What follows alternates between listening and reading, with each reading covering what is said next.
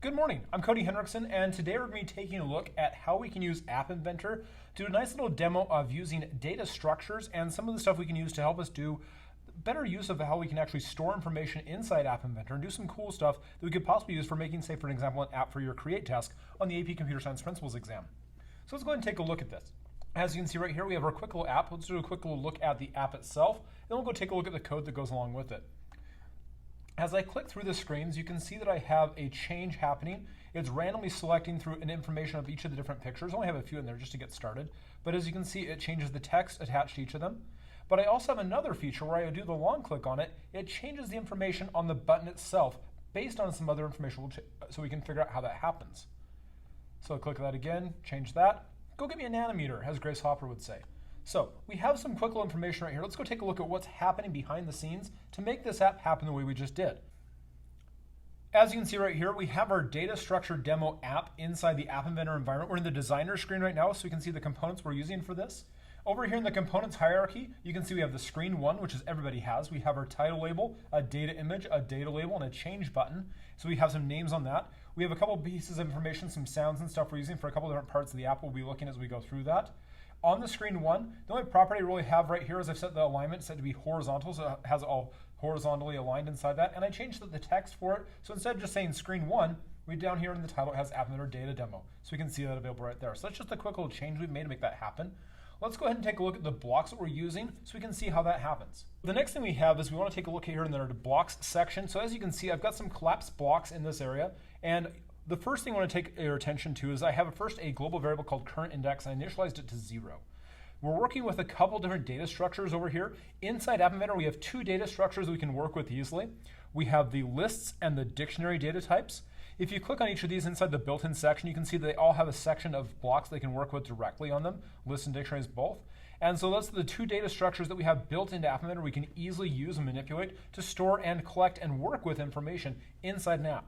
We also have the ability to store information with a variable and use that in either a parameter for a procedure or method, and store information and work with that. And again, since we're working with the AP Computer Science Principles, the Create task, we now have to make sure that we have a data structure, and we also have to make sure that we're setting parameters. We definitely want to take a look at how we can actually use parameters and variables and data structures inside an application so we can do stuff with it. And this is just a quick little introduction for a lot of that. That first variable, though, current index, is just an index because when we're talking about a list, we access a list with an index-based structure. AppInventor lists always start at 1. So we have that as a nice thing. So I'm using a default value of 0 because it's not inside the actual information. So you can start off with that and go from there. But we'll talk about how we use that as we go through it.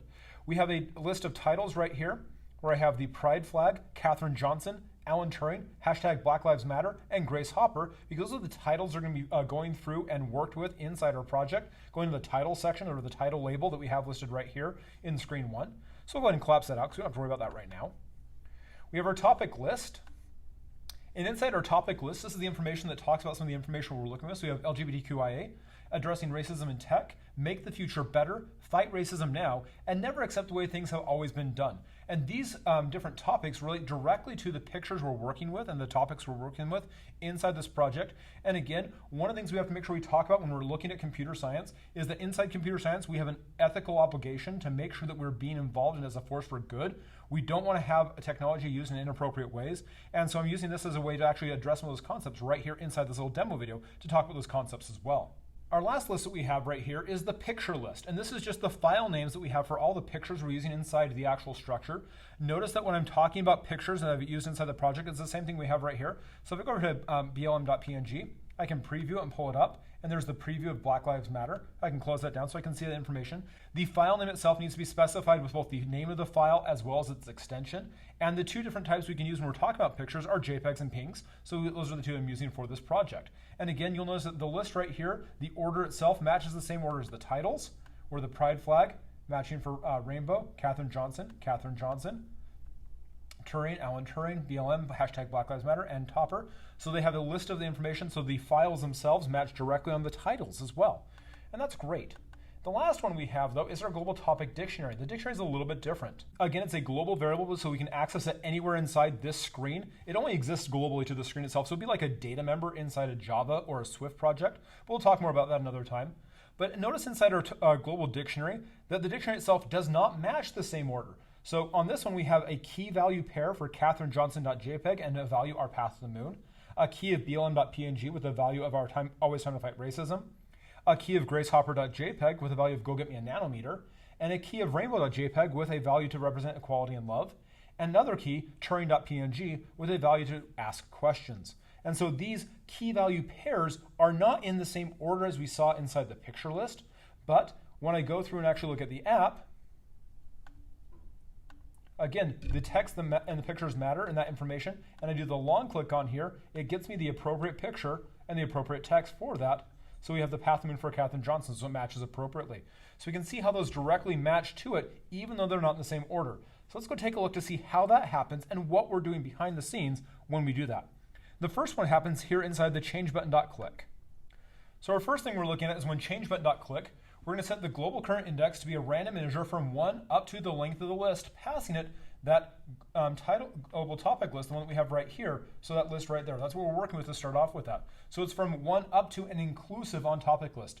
So inside AppInventor, where I'm using that random integer value, it's inclusive to the number that's on the right-hand socket. So we can make sure we can get that value. And again, AppInventor, our lists are all data structures start at 1 for the numeric value, so we can access that. Then I'm going to say the data image picture to be the list item that's at that index. Same thing for the data label, the topic item that's at the index, as well as the title itself from titles at that same index. So those ones have the exact same match on the title versus number factor, so we can get those directly related. Because the order of those, the pictures and stuff, those matter. And I'm setting the change button text to simply going back to click when I click the button each time.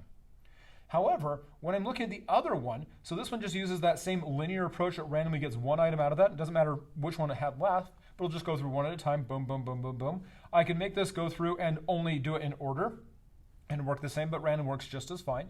However, when I do that long click right here, I do a little bit differently.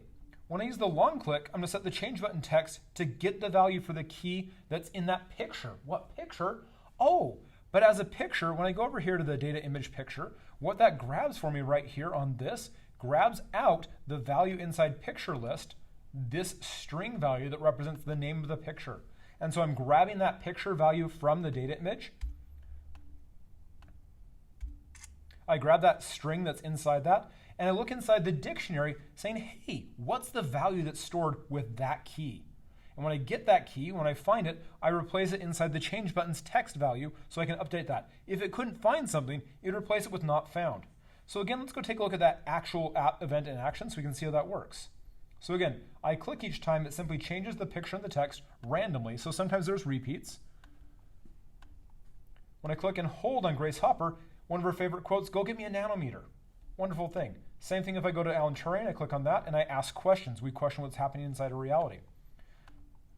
Katherine Johnson, she was our path to the moon. She and her coworkers are made it so we could actually get past that, and shows the fact that we need to address the issues of racism and diversity in technology on a regular basis. We want to fight racism now. We can't simply just sit by and let something happen. We have to address the problem, and hence why the Black Lives Matter is such an important movement to actually be addressing. And it's always time to fight racism. We should never simply just sit by and let something happen. We need to address it all the time. And so it's a quick little thing we can do with that. And finally, with LGBTQIA, we have a flag here that can represent equality and love, and making sure we are addressing some of the different issues of things that have not been traditionally represented in our culture and our society, and making sure we support our fellow humans. So this is something, again, that we can show how you have that happen. So we have the mapping right now. When I do the long click on this, it looks for the associated text that's mapped as a value to the key that's the file name for the picture, versus this one right here has the same thing. It looks for the key that's mapped to the Grace Hopper image. This one looks for the key, of CatherineJohnson.jpg and gives us the value of our path to the moon. So we have a different reference. When we look at the idea of our logic over here inside our change button, when I click the change button, just a regular click, we go based on the index value. The index value retrieves all the information for us because it's a numeral-based system. And so when we're looking at a list, the easiest way to get information out of it is to simply just get a thing out of the list by its index. That's where that current index value is set, and to retrieve the value from the select list item based on that index. On the other hand, when I'm using a dictionary, that's a key value pairing. And so I have a unique key with a value. I can have as many keys as I need, but each key needs to be unique. So I can't have two keys with the number 7. as the text for it, or whatever I'm looking for. The keys have to be unique values. But the values that are stored, there's no restriction on that. And so we have that so we can use that and work with that. And that's a quick little introduction to how we can use data structures inside AppInventor and do some cool stuff. And it would be a great opportunity to do some cool things for your computer science principles create task. Thanks again, and have a great day.